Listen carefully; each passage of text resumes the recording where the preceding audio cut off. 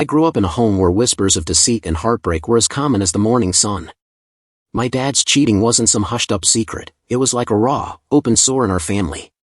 His constant disappearing acts, late-night returns, and the faint whiff of dollar store perfume clinging to his clothes stood in sharp contrast to my mom's unshakable loyalty.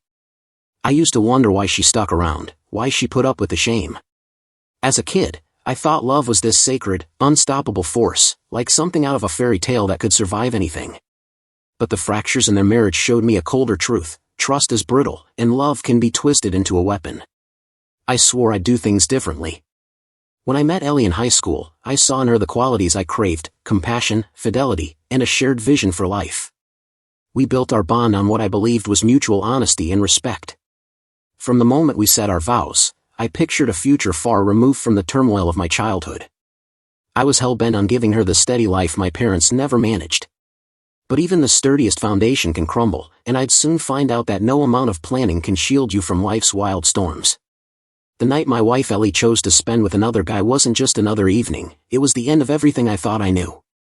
She figured I'd brush it off, that her chase for a quick thrill wouldn't faze me. Maybe she was right about her own excitement, but she misjudged how much it'd tear me apart. What she called a harmless fling, I saw as a betrayal that shredded the core of our marriage. That morning, I was at my desk, nursing a cup of coffee, thinking back on how Ellie and I got together. We met in high school, dated mostly each other, though we saw other people briefly during spats, always circling back. We shared our first intimate moments before prom, and 9 months after graduation, we tied the knot. As far as I knew, I was her only partner. Then my phone buzzed with an unfamiliar number. I almost ignored it, damn telemarketers, especially those fake IRS calls, but it was Ellie's office line. "Hey, sweetheart," I said. A man's voice cut through, crisp and businesslike. "This isn't your wife, Mr. Bennett." I froze, confused. "That's me, Caleb Thomas Bennett, but folks call me Tommy." He introduced himself. "I'm Nathan Carver, I work with Ellie. I need you to meet me this afternoon." His tone was vague, but it sent a jolt of worry through me. "Is she all right?" "She was fine when I saw her last." Nathan assured me she was okay but said he had something about her I needed to hear. "Can you meet at noon?" He wouldn't spill details over the phone. I agreed, half thinking it might be a prank. At noon, I met Nathan outside a diner called Rusty's Grill in downtown Philly. He suggested we walk to keep our talk private, so we strolled toward Fairmount Park. "Your wife's been spending a lot of time with a guy named Vince Harper at work," he began. "They grab lunch together daily, and today, they were openly planning tomorrow night, dinner at the Marriott, dancing, and then spending the night." My gut twisted. "You're saying they're sleeping together?" Nathan nodded. "He's booked a room, and Ellie's out buying an outfit for their date." I felt like the air had been sucked out of me. "How do they think this'll play out?" Nathan's voice was steady. "She thinks you love her enough to let her explore this. She believes it won't shake your marriage." I stopped dead in my tracks, trying to wrap my head around it. "Why tell me?" His face tightened. "I was married 9 years. My wife cheated, and the courts crushed me. I'm just trying to spare someone else that mess." We talked a bit longer before he left, leaving me to wrestle with what my marriage had become.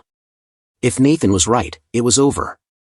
It rattled me how quickly I could entertain that thought based on one stranger's words. I thought back to my childhood in Montana, watching my mom suffer through my dad's nonsense. He was a heavy drinker and a shameless flirt, chasing women and rubbing it in her face. When I asked why she stayed, she'd just say, "I love him." One day, when I was about 11, Dad dragged me to his girlfriend's place in Billings. I got bored petting her cat and walked home. When I told Mom where I'd been, she didn't confront him, but 2 days later, he whipped me with a belt for spilling juice. Looking back, I knew it was because I'd ratted him out. Seeing Mom's pain, I couldn't stomach the idea of Ellie stepping out on me. It made me nauseous. Call me old-fashioned, but I wasn't about to live my mom's life. Eventually, she left Dad, and things got better. She remarried, found happiness.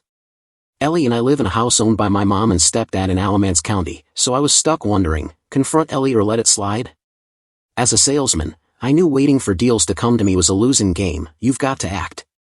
But if Nathan was telling the truth, I didn't know Ellie at all. She knew how I felt about cheating. I decided to do something, But how do you move when you're not even sure what's real? I ran through every possible outcome in my head, picturing the worst and asking myself what I could live with. If the worst was unbearable, I'd have to choose another path. I made my decision. First, I tracked down a private investigator. After a short meeting and a hefty payment, we had a plan. Now I had to figure out how to act when I got home. Ellie was there, greeting me with her usual hug and kiss, and I had to decide how to play it. I could act like nothing was wrong, letting her plans unfold, or I could drop a hint about what I knew. But if I tipped my hand, she might deny it all and wait for the storm to pass. I couldn't live with the uncertainty gnawing at me. But if I started acting paranoid, Ellie might scrap her plans and play innocent. So, I chose to keep things normal. We sat down for dinner, and I grilled some chicken breasts like always. Pretending everything was fine was tougher than I expected. Either Ellie was a master at hiding her tracks, or, like Nathan said, she was so sure of herself she didn't bother covering anything up. Around 10:45 p.m., I headed upstairs to get ready for bed. Ellie was already out cold. I took a shower, then lay there, staring at the ceiling, sleeping nowhere in sight. At 5:50 a.m., she got up, threw on some clothes, and went downstairs. I followed a few minutes later, only to find she'd already left. Normally, we never left the house without a quick kiss goodbye, but not today. It was Friday, usually a solid day for selling trucks, but I called my boss and took the day off. Then I rang the dealership's lawyer to get a recommendation for a divorce attorney. He pointed me to his sister-in-law, warning me she didn't take cases from guys who'd stepped out on their wives. After he vouched for me, I met with the attorney and laid out what Nathan Carver had told me. She questioned why I'd hired a private investigator based on some guy's unconfirmed story. I opened up about my parents' marriage and how I'd sworn I'd never put up with cheating. She advised me to hold off and verify Nathan's claims, noting that if Ellie was as bold as he said, she'd have no reason to hide an affair. I made it clear I wouldn't tolerate any betrayal, big or small. If Ellie went through with her plans, I wanted divorce papers served by Monday. If Nathan's wrong, I'll look like a fool, I admitted, but if he's right, I'll be prepared. She promised the paperwork would be ready if needed. By 1 p.m., I was back at work in Columbus, trying to sell a pickup to an older couple. At first, I doubted they'd go for a heavy-duty rig, but after chatting, I saw they were spry and had this warm, vibrant connection. I envied their spark, hoping Ellie and I could have had that someday. They picked out a truck, and we took it for a spin. Mr. Donovan handled the wheel like a pro, and I got lost in their banter, barely focusing on the sale. It made me think about the kind of marriage I wanted. I knocked a bit off the price, cutting into my commission, and they drove off grinning. Time to head home. I checked in with the investigator, who confirmed everything was in place. At 5:15 p.m., I pulled into the garage in our Behar County neighborhood. Ellie's car was parked. But the house was dead quiet, no dinner on the stove. I stayed calm, set the investigator's envelope on the fireplace, and sat down to wait. At 5:30, Ellie came downstairs, looking incredible in the outfit Nathan had mentioned, clutching an overnight bag. "You look amazing. What's the occasion?" I asked, trying to ignore the sinking feeling in my chest. "One of the guys at work's been asking me out, and I figured it'd be fun," she said, like it was no big deal. "You mean, like a date?" I pressed, my voice betraying my confusion. "Yeah," she replied, unfazed. "Since you're the only guy I've been with, I want to try something new. We're going to dinner, dancing, and then staying at a hotel." My stomach dropped. I couldn't believe how casual she was. "You're serious? You're spending the night with another man? I'm not okay with that. Who is this guy?" I demanded, struggling to process it. "It's nothing major," she said, brushing me off. "Just one night of fun. I'll be back tomorrow, and it'll be like it never happened. I might even learn something you'll enjoy." "No way I'm letting you go out with someone else," I said, my voice sharp with anger. "Don't be silly," she snapped. "I'm serious, Ellie. If you do this, our marriage is done," I said, each word heavy. Just then, a car horn blared outside. "That's him," she said, moving toward the door. I stepped in front of her. "Please, don't," I pleaded, reaching out. She dodged me, pecked my cheek, and said, "I'll be home by noon tomorrow. Everything'll be fine. If you leave, there's no coming back," I warned, my heart breaking. "You're being ridiculous," she scoffed, rolling her eyes. Have fun stewing while I'm out enjoying myself. We'll talk tomorrow. Night. She kissed me again and walked out. I didn't watch her get in the car. I turned off the recorder by the fireplace, grabbed the box of garbage bags, and headed upstairs. It took me nearly 2 hours to erase every trace of her. I cleared out her closet, her bathroom drawers, even pulled her birth certificate, college diploma, and social security card from the safe. I stacked it all by the garage door, then gathered her family photo albums, old school trophies, and the bronze horse statue her grandma gave her. I stripped her magnets off the fridge, crammed everything into her car, rolled it onto the street, and left the keys on the driver's seat. I crawled into bed, but sleep was a lost cause. I tossed and turned, finally giving up to make coffee and flip on a MAS*H marathon. It didn't help. For the next 2 days, I was a walking zombie, barely sleeping. By 11 a.m. on the third day, I'd closed a deal with the Donovans, finalizing their paperwork. I got home by 11:30, and the locksmith had already dropped off the new keys. The investigator was there, handing me video footage he'd collected over the past 18 hours. At 12:15, I was parked in front of the TV, watching the tapes, when the doorbell rang. I opened it to find Ellie standing there. "Hey, my key isn't working, and why is my car on the street?" she asked. I blocked the doorway. "Your key doesn't work because you don't live here anymore. Your car's out there because I don't want it in my garage. What are you talking about?" "This is my house," she snapped, trying to push past me. I stood firm. "I told you last night, Ellie, if you got in that guy's car, you were done here. All your stuff's packed in your vehicle."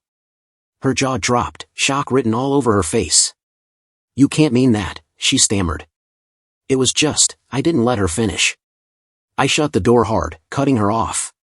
She started pounding on it, so I yanked it open again. "Keep banging, and I'll call the cops to haul you off," I warned, though I wasn't sure I could actually follow through. I was out of moves, running on fumes. "You can't do that. This is my house," she shouted. "This place belongs to my mom and stepdad," I shot back. "And they say you don't live here anymore. Get out." She froze, speechless, and I slammed the door again. I went back to the TV, playing the investigator's footage, but rage was boiling inside me. Glancing out the window, I saw Ellie slumped in her car. I headed to the kitchen for a glass of water but ended up mixing a whiskey and soda instead, my frustration spiking. Then the doorbell went off, not just once, but over and over, like someone was leaning on it. I was ready to lose it, picturing myself chewing her out and tossing the scraps to the neighbor's dogs. I flung the door open, and there was her sister, Clara, still jabbing the bell. Ellie's crying her eyes out. "What's going on?" she demanded. I didn't care anymore. "Screw it." I slammed the door in her face. But the bell rang again, and this time, I ripped the door open, grabbed her wrist, and pushed it against the frame, making her stumble. "Touch that bell again, and I'll snap your fingers one by one," I growled. Clara shoved back, holding the door open. "Talk to me, please." I glared at her, then slowly let the door swing wide and waved her in. She sat down, eyeing me. "I thought you loved Ellie. How could you kick her out over some dumb fight?" "Dumb fight?" I scoffed. "She told you we argued about a walk, didn't she?" Clara nodded. "Yeah, and that you threw her out. Did she mention she was going out with a guy from work?" I asked, shaking my head. "Or that they planned dinner, dancing, and a night in a hotel?" I didn't wait for her to answer. I hit play on the audio I'd recorded the night before. Clara listened, her face crumpling. "I had no clue," she muttered, shaking her head. "Yeah, me neither," I said, my voice flat. "So, what's your next move?" she asked quietly. "Divorce her," I said, the words bitter on my tongue. Clara nodded, almost like an afterthought, and stood. I walked her to the door. She paused, looking at me, and I opened it, ushering her out. The rest of Saturday and all of Sunday, I holed up, eating peanut butter sandwiches and knocking back whiskey and sodas. Self-pity had me in a chokehold. Then came another knock. Clara again. "You said you'd break my fingers if I rang the bell, so I knocked," she said with a faint smile. I let her in, gesturing to the couch. "I've been talking to Ellie all day.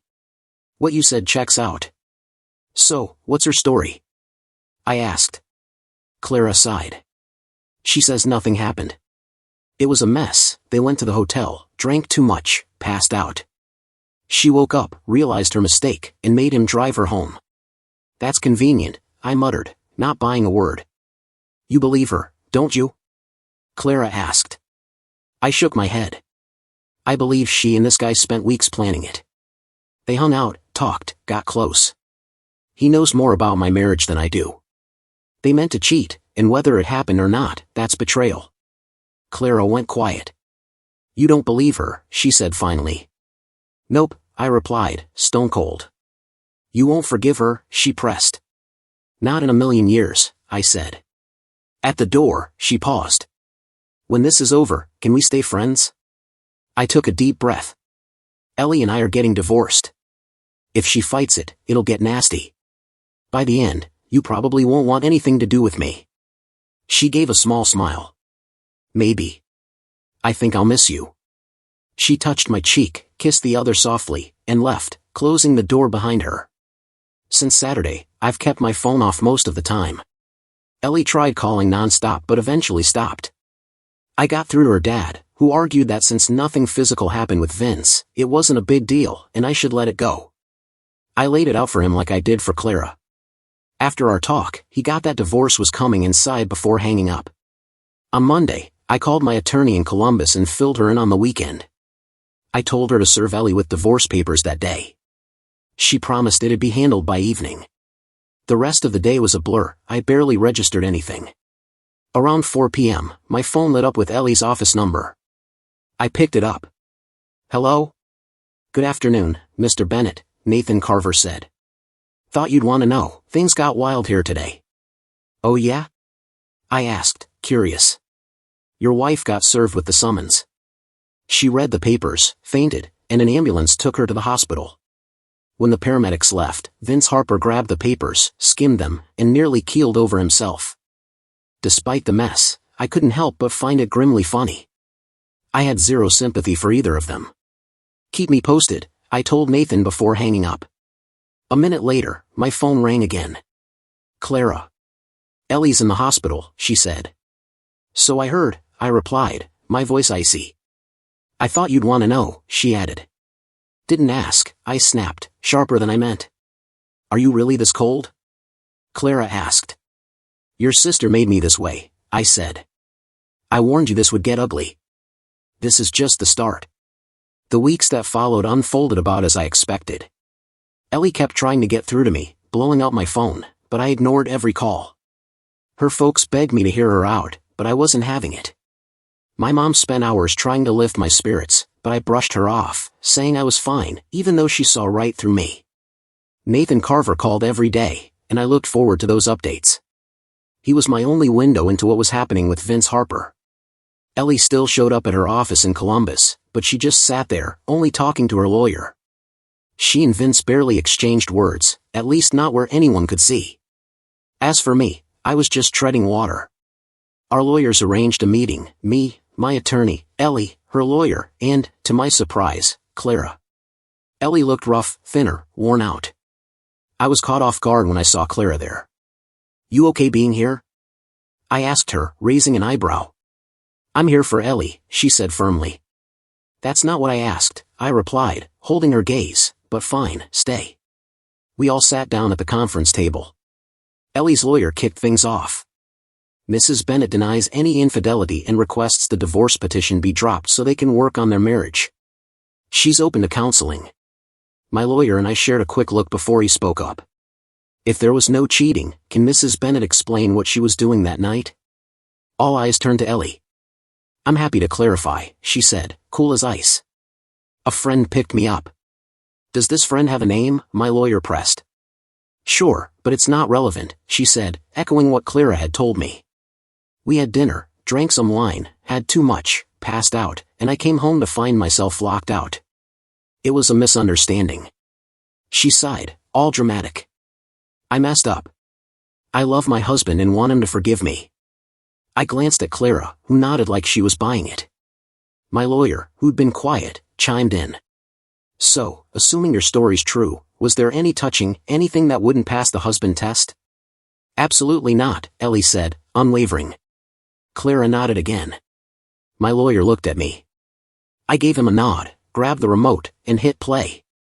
A screen slid down, showing Ellie walking to Vince Harper's car in our Behar County driveway. He opened the door, and they kissed, long, deep, like they meant it. Then they drove off.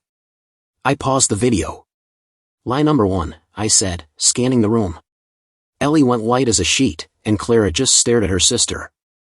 After Nathan's call on Thursday, I'd huddled with my investigator. We planned to record every move Ellie made Friday night, starting when Vince showed up at our place. Thanks to Nathan, we knew their date spot and hotel room number. My investigator got access to their suite before they checked in. You said no inappropriate touching, right? I asked Ellie, my voice steady. Yes, she mumbled, her confidence cracking. I hit play again. The footage showed Ellie and Vince at the Marriott's restaurant, his hand resting on her lower back, sliding lower. Lie number 2, I said. Ellie's lawyer was flipping through the divorce papers, and Clara was suddenly fascinated by her manicure. The video rolled on Ellie and Vince downing wine, then hurrying to the elevator. I'd shelled out $10,000 to get my investigator into their suite before they arrived. For minutes after they walked in, Ellie was all over Vince, things heating up fast. Then she screamed, bolted out, with Vince trailing behind. I paused the video. Seems my client missed some details, Ellie's lawyer said, scrambling to pack up. He left with Ellie and Clara in a hurry. Later, I was back at the dealership when Clara showed up at my desk. She hesitated, then asked, "Can I sit?" "Go ahead," I said, pointing to the chair across from me. We sat in silence for a bit, the air heavy. Finally, she spoke. "You knew, didn't you?" "Knew what?" I asked, playing dumb. "When I came to your house that Saturday," she said, her voice steady but tinged with hurt, "you already knew they were sleeping together." I let out a long breath. "Yeah, I'd seen the video before you got there." Her eyes widened, but she stayed quiet. "And it wasn't just flirting, Clara," I continued. "They were going at it. She's my wife, and she let it happen." A heavy silence settled in. Then she asked, soft as a whisper, "Why didn't you tell me?" "I thought she'd own up to it," I said, the words feeling like stones. "If she had, I'd have pushed for a divorce quietly, spared you and your folks the ugly details. I've always respected your parents." The room went still, tension thick as fog. My phone buzzed, snapping me out of it. "This is Nathan Carver," the voice said. "Your wife called yesterday, quit her job. Didn't even clean out her desk." "Thanks," I said, my tone dull. "Let me know if you hear more." I hung up. Clara opened her mouth to say something, but the office intercom crackled. "Tommy, line 5, you've got a call." I nodded at Clara and stepped away to take it. The call dragged on for 15 minutes, and Clara sat there, staring into space. When I got back, she looked at me with this final kind of look. "She's gone, Tommy." "Gone where?" I asked. "She packed up, left. Probably got her own place," Clara said quietly. "I doubt it," she added. "She told me to tell your mom and stepdad she's sorry for letting them down." "It's not just them she let down," I said, my voice low. "Yeah, we know," Clara said softly. She stood, gave me a long look, and walked out. That night, I watched the full video again. My lawyer had a copy, but I kept my own. Seeing it left me numb. There was no passion, no connection, just cold, careless betrayal. The pain and anger churned inside me. Part of me wanted to scream, another part wanted to burn it all down. My head was a mess. I passed out in the recliner, thoughts of her betrayal spinning like a storm.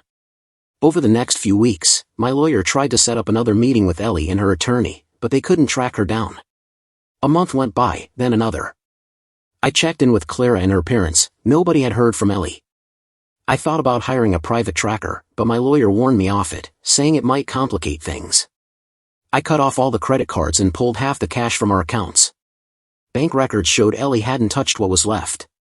If she stayed gone long enough, my lawyer said we could file for desertion, but I'd have to wait and see.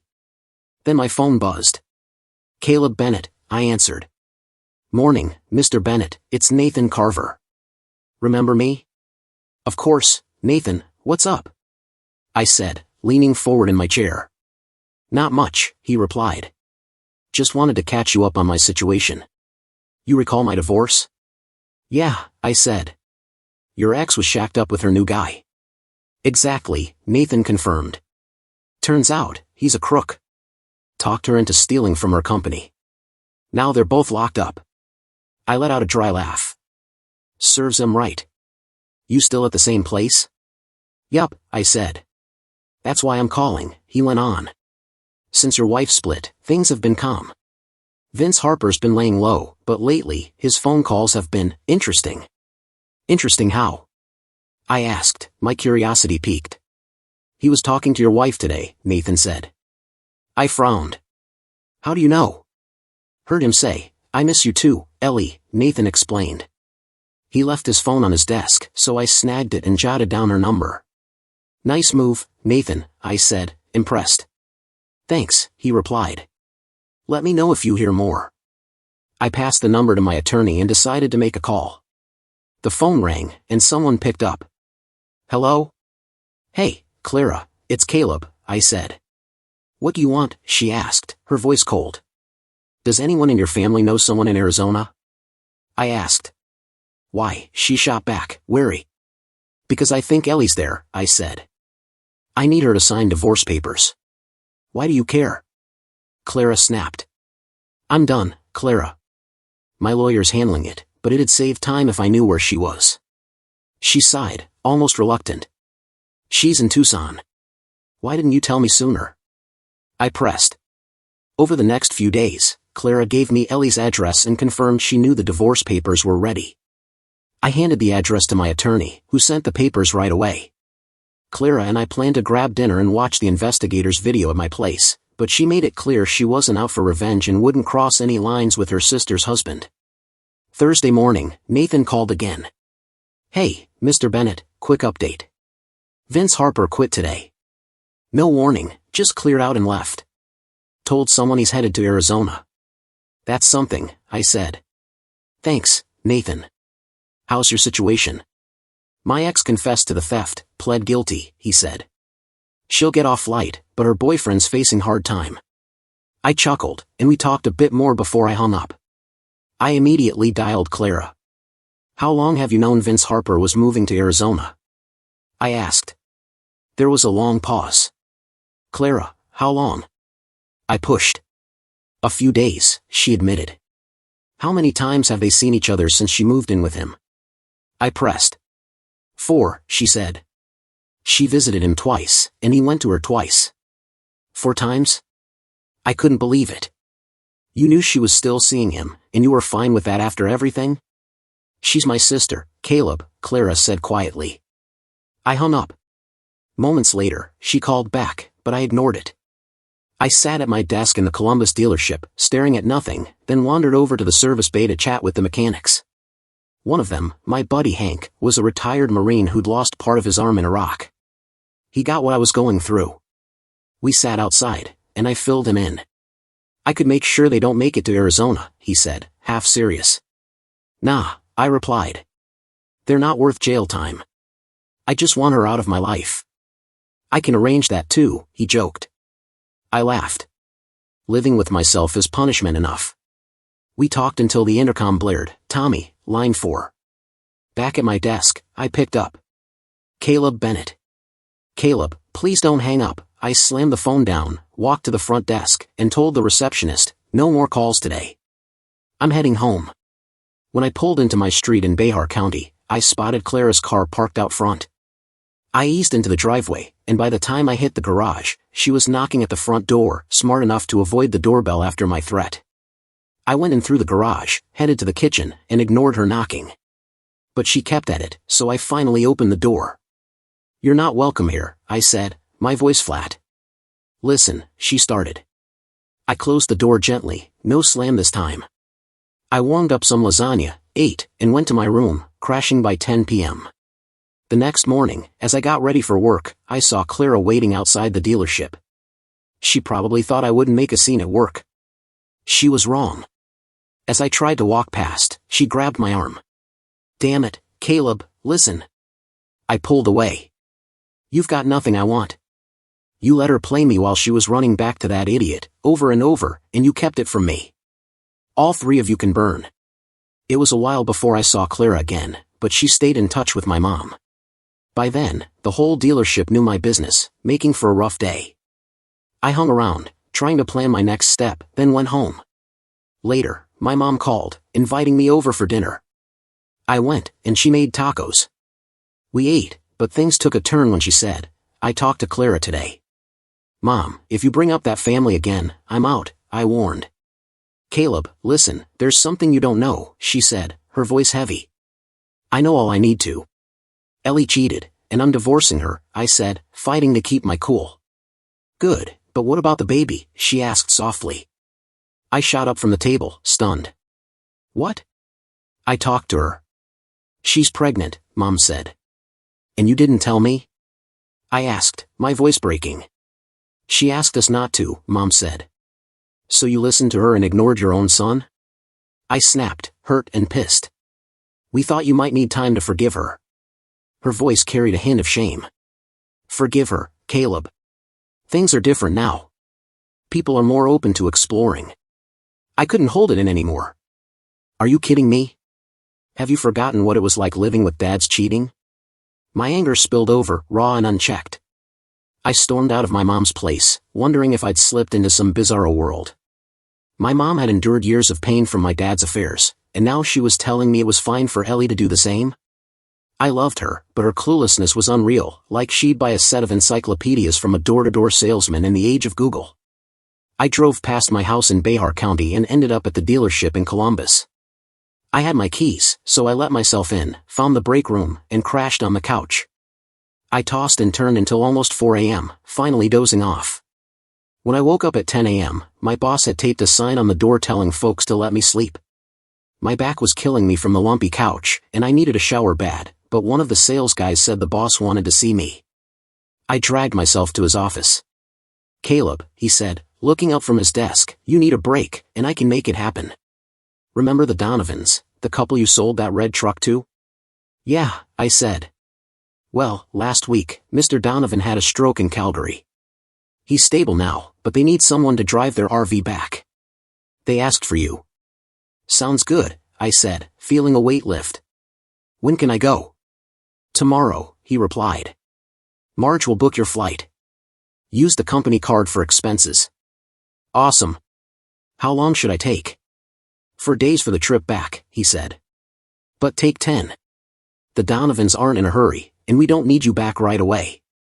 Hand your deals to Pete, and he'll cover them." When I got to Calgary, I headed straight to the hospital.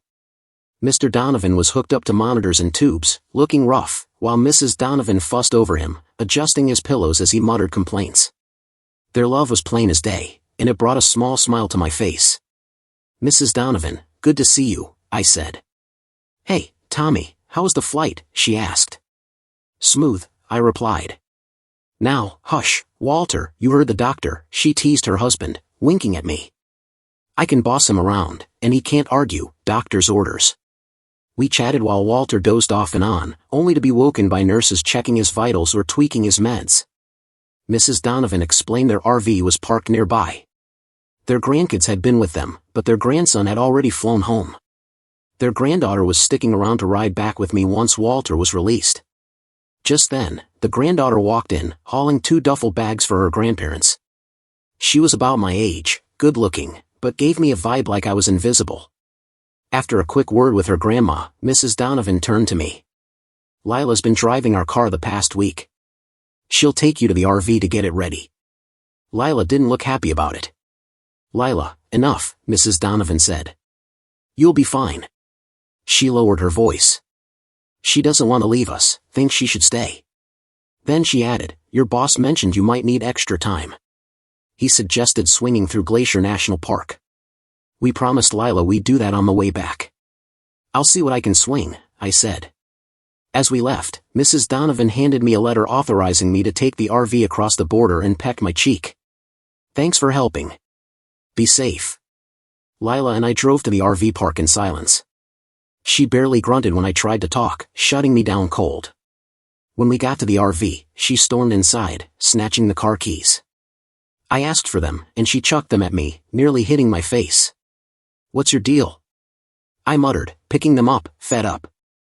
"I hooked the car to the RV, took a breather and thought about grabbing a drink. I poked my head inside to see if the Donovans had anything cold. "Got any soda?" I asked. "I'm not your waitress," Lila snapped, slamming the fridge door and stomping off. That was it. I was done with women, Ellie, Clara, my mom, and now Lila. Mrs. Donovan was the only one I could still stomach, but even that was wearing thin. I unplugged the power and water, climbed into the driver's seat, and fired up the engine. By 7 p.m., I'd crossed into the U.S. and cleared customs. Lila had to step out for the border check, then disappeared into the bedroom. I just wanted this trip over. By 6 a.m. the next day, we were in Pocatello, Idaho. I'd stopped a couple times overnight for gas station coffee and burgers, but I was wiped and cranky. Lila sat up front for a bit, still quiet, then finally spoke. "I'm starving. Got anything to eat?" I remembered her attitude from the night before and snapped, "I ain't your damn chef." I pressed the gas harder. She shot me a dirty look and retreated to the bedroom. By 8 a.m., I pulled into a rest stop, desperate for a break. When I came back from the bathroom, I saw Lila stepping off the RV. "You get off, you're not getting back on," I said, starting the engine. By noon, my back was screaming from driving, so I wedged the RV into a lot between two semis and collapsed on the couch. I crashed hard, out cold in seconds. When I woke, the low rumble of the RV's engine filled the air, and we were rolling. Glancing at my watch, I saw I'd been down for 6 hours. Lila was behind the wheel, driving fast but steady.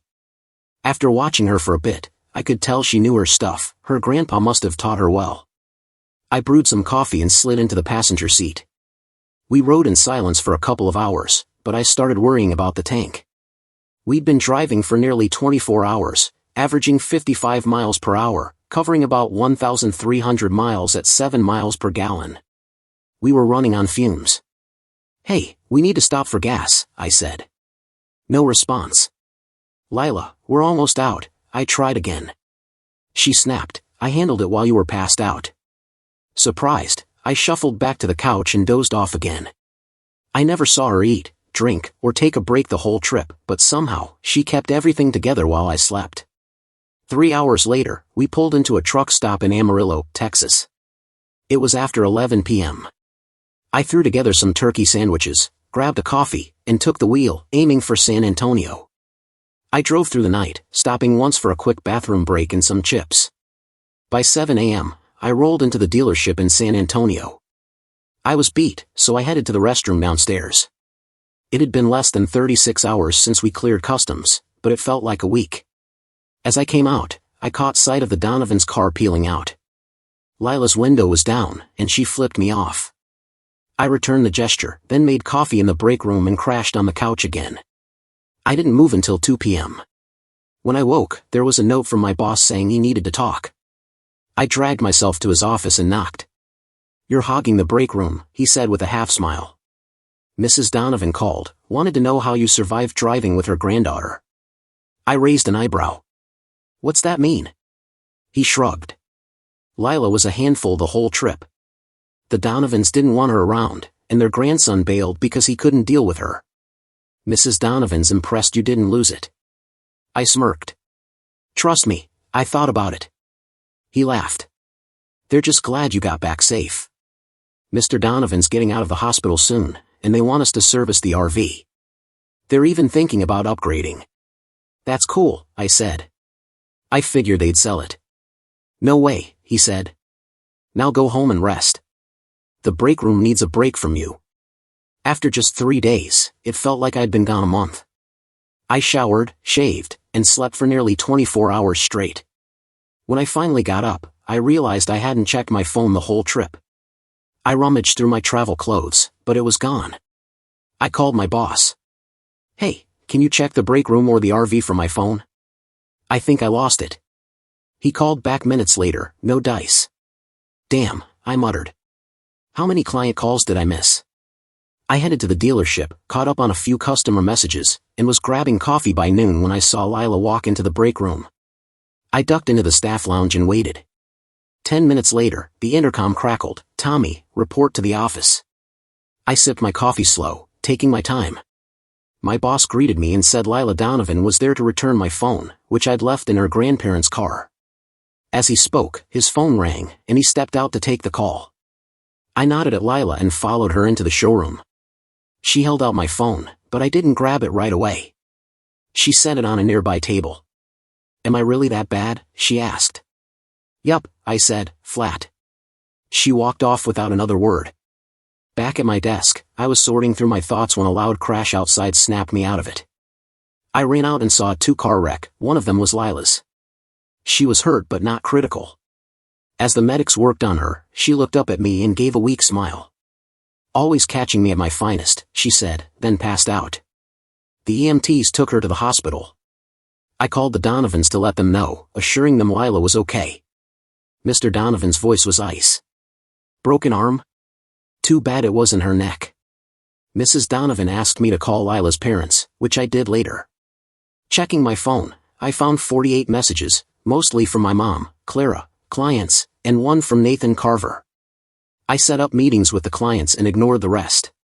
I left work at 5 p.m., swung by the hospital, and got Lila's room number from the front desk. Her parents were already there.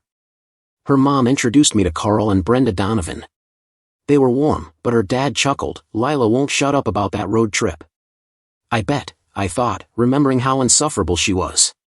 After a quick chat, I said goodbye, but her dad stopped me to thank me for calling. I nodded and left, feeling like I didn't belong. Back home, I thought about calling my mom but decided against it. That choice stuck for weeks. My mom and Clara kept trying to reach me, but I ignored them. Even my stepdad called, and though I talked to him, I cut it short when he tried passing the phone to my mom. The divorce papers came back from my attorney, sent to the Tucson address Clara gave me. Ellie's signature was scrawled in bright blue ink, bold as ever, with no mention of any pregnancy, if that was even real. In 2 months, I'd be free. I started thinking about staying single, which got me dwelling on how long it had been since I'd been close to anyone. Man, it had been ages. I shook off the thought, headed to the bathroom to shower, and got ready for dinner.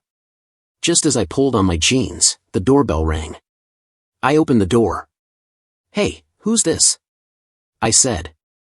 "Caleb, it's Faye Donovan," came the warm voice on the other end. "Hi, Faye, how's Walter holding up?" I asked. "Call me Faye, none of that Mrs. stuff," she replied with a chuckle. "He's doing great, already planning our next trip to Utah. I'm a bit worried about him tackling those canyons, though." "Don't sweat it," I said. "His coach will keep him steady as long as he doesn't hot rod through the passes."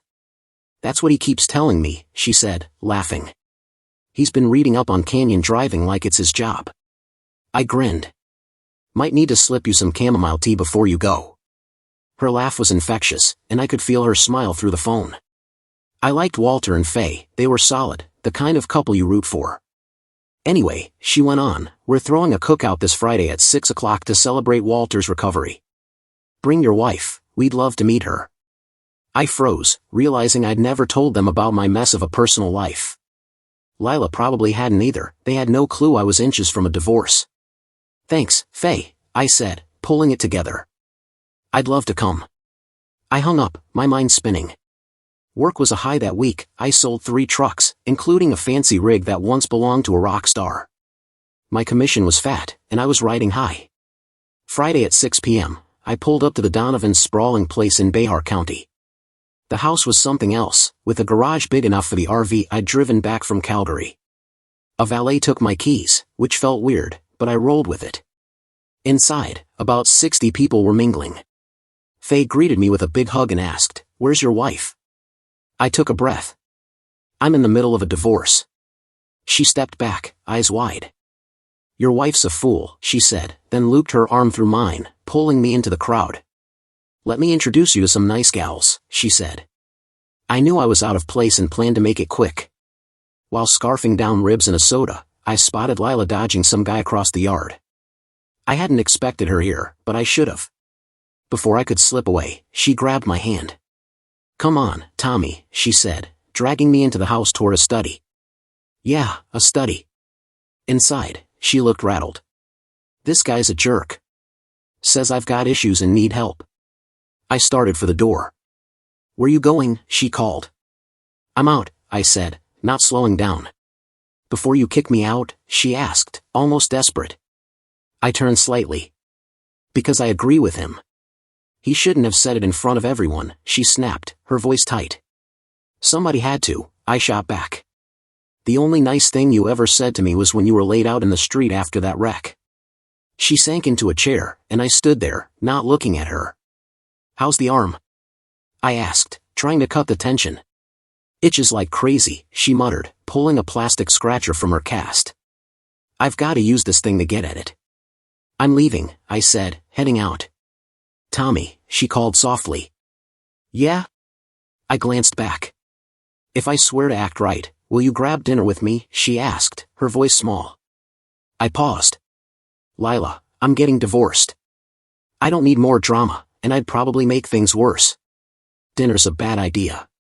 Saturday morning, I packed a bag and hit the road. Later that day, my mom showed up at my door. I let her in. I've been thinking, she said, sitting down. You're right. Some things you can bend on, but loyalty in marriage isn't one of them. You reminded me how much your dad's cheating hurt, and nobody should live through that. I'm sorry for pushing you to take Ellie back. I was selfish, only thinking about the baby and being a grandma. Can you forgive me? I nodded, and we hugged, talking for another hour before she left. Monday morning, my phone rang. Caleb Bennett, I answered. Hey, Tommy, it's Nathan Carver with some news, he said.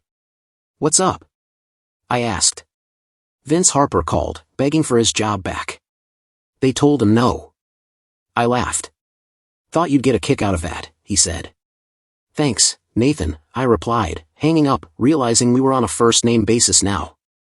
Around noon, the Donovan's RV rolled into the San Antonio dealership lot. I was with a client, so I couldn't greet them right away. Half an hour later, after walking my customers out, I headed to the RV. Lila opened the door. Hey, come in, she said. I stepped inside, avoiding the driver's seat, and sat down. The smell of garlic bread hit me. Lila handed me a glass of iced tea. Clink, she said, raising her glass. We sipped. It was crisp, just right. Figured lunch instead of dinner, she said. And I thought we could talk here, private, so I don't tick you off in public. I raised an eyebrow. I asked my grandparents if I could use the RV, told them why, and they were cool with it. They just made me promise not to peel out if I got mad. You said when, not if, I pointed out. She grinned. They know me. I braced for a fight, but Lila stayed chill, took another sip, and refilled her glass. Hope you're hungry, she said, moving around the kitchen despite her cast. I whipped up some garlic bread and pasta this morning. It's pretty darn good, if I say so. The RV door knocked. Bring it in, she called. I opened it, expecting a delivery, but it was my boss. I waved him off, awkward. All good, I said, shutting the door and sliding back to my seat. I picked up the phone. Hello? Hey, Tommy, it's Faye Donovan, came the cheerful voice. Hi, Faye, how's Walter doing? I asked. Oh, he's thriving, she said warmly. Already plotting our next adventure to New Mexico. I'm a tad nervous about those desert roads, though. He'll be fine, I reassured her. His rig's built for it, as long as he doesn't try to race through the dunes. That's what he keeps saying, she chuckled. He's been studying desert driving like it's a college course. I laughed. Might want to keep some iced tea handy for your nerves. Her laughter was bright, and I couldn't help but smile. Walter and Faye were the real deal, a couple you couldn't help but admire. Anyway, she continued, we're hosting a cookout this Friday at 6 o'clock to celebrate Walter's recovery. Bring your wife, we'd love to meet her. My stomach tightened, I'd never told them about my personal mess, and Lila clearly hadn't either. They didn't know I was almost divorced. Thanks, Faye, I said, steadying my voice. I'll be there. I hung up. Work was a rush that week. I sold 3 trucks, including a high-end model once owned by a blues singer, and my commission was sweet. Friday evening, I pulled up to the Donovan's sprawling estate in Behar County. The place was stunning, with a garage housing the RV I'd driven from Calgary. A valet parked my car, which felt odd, but I went with it. Inside, about 70 folks were chatting and laughing. Faye greeted me with a warm hug. Where's your wife? She asked. I took a deep breath. I'm getting divorced. She stepped back, shocked. She's out of her mind, she said, then linked her arm with mine, guiding me through the crowd. Let me introduce you to some lovely ladies. I knew I didn't fit in and planned to bolt after a quick bite. While munching on pulled pork and a cola, I spotted Lila dodging some guy across the lawn. I hadn't expected her, but I should've. Before I could slip out, she grabbed my hand. Tommy, come on, she said, pulling me into the house and into a cozy den. She looked shaken. This guy's a creep. Says I've got attitude problems and need fixing. I headed for the door. Where are you going? She called. I'm done, I said, not stopping. Before you kick me out? She asked, her voice softer. I turned slightly. Because I agree with him.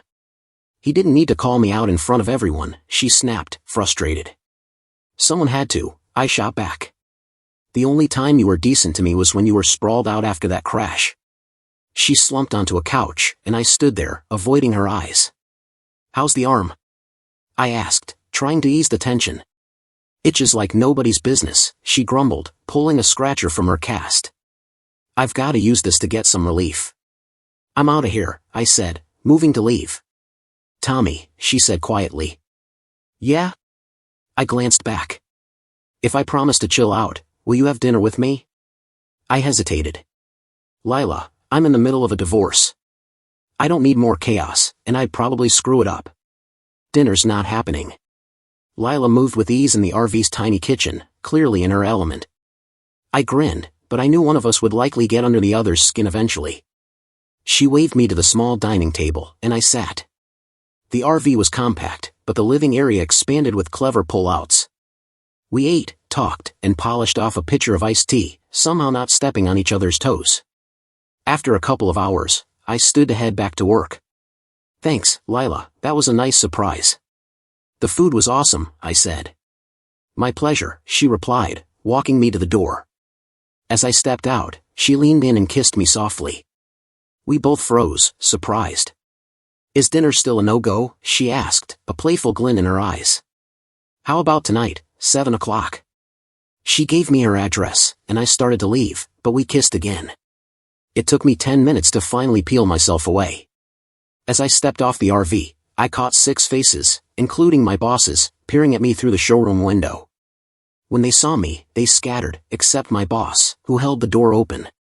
Well, I'm off to get ready for my date tonight, I said, laughing. 10 minutes later, Lila drove the RV out of the lot. As I headed to her place, my phone rang. Caleb Bennett. You two didn't kill each other, huh? Faye's voice came through. Hey, Faye, I bet Walter's listening. You bet I am, Walter piped up. What's your side of the story? I'm a gentleman, I chuckled. I don't spill about kisses. Nonsense, Walter barked.